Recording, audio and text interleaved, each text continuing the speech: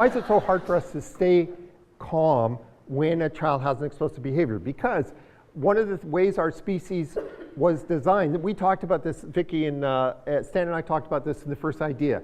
So our species evolved with a limbic system that preceded language. And the limbic system gives us instant communication. And the function of the limbic system, of limbic communication, is that we would all instantly go in the same emotional state as the others. So if you know, one of the members is frightened, everybody instantly becomes frightened. If one of them is angry, everybody instantly becomes angry. So this instant limbic communication was a survival mechanism. The problem for a parent is if a kid or teacher, if a child explodes, we instantly go into limbic hyperarousal. This is not something that you can control. It's called a contagion effect. I forget the guys who wrote the book about this, but if you read the Self-Reg book, it's cited there. Now, what Linda is saying is the one thing I don't want to do is I don't want to beat myself up as a parent, as a teacher, if I've had this reaction. It's a human reaction. I don't want to say to myself, oh, geez, I need better self-control. So what she's saying is that the self-control, as we try to work against the self-control paradigm with the child, we have to do it with ourselves too.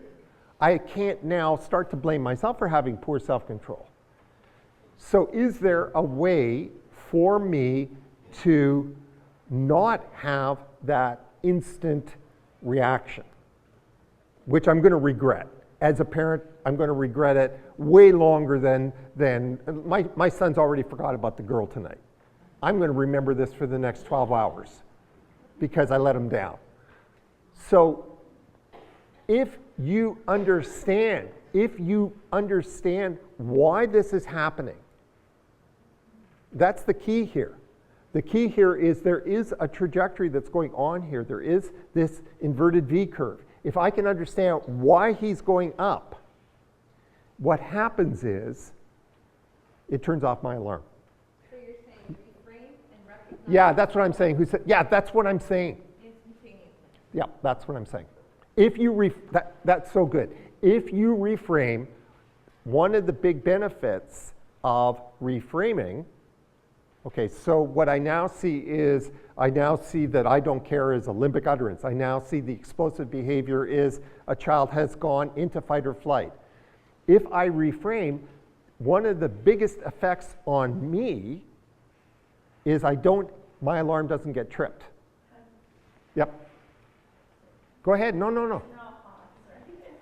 And that's why we see parent stress, teacher stress drop dramatically when we do this, because it's very stressful for us to lose control of this. Yep, Claudio. Well, what's happening there when just by simply reframing, you just calm yourself right down? So what's happening is that it's like, it's called a reappraisal.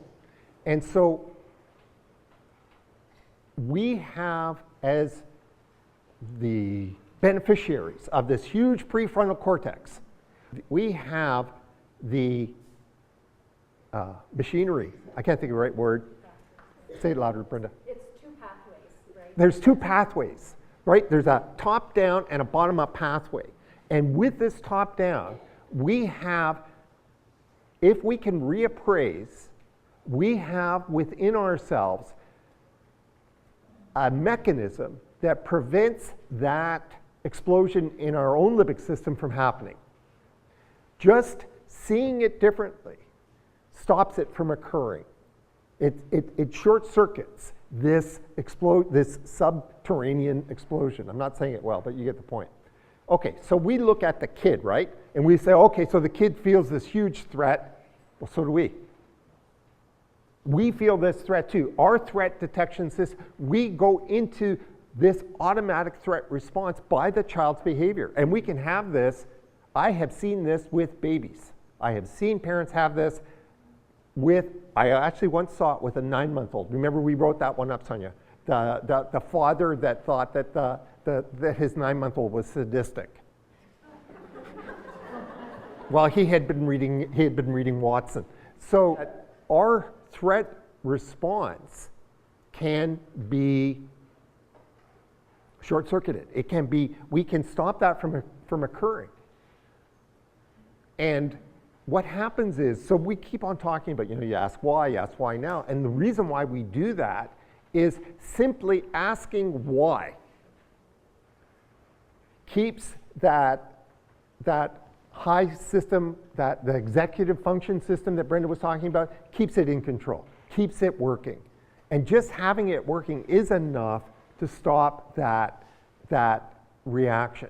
Because now our reaction is puzzlement. Like what's going on, what was leading up to it, and I'm going to show you in a second, right? So the interesting questions here is, my own belief is there is no such thing as an explosive behavior, okay? It looks explosive, but it's actually not.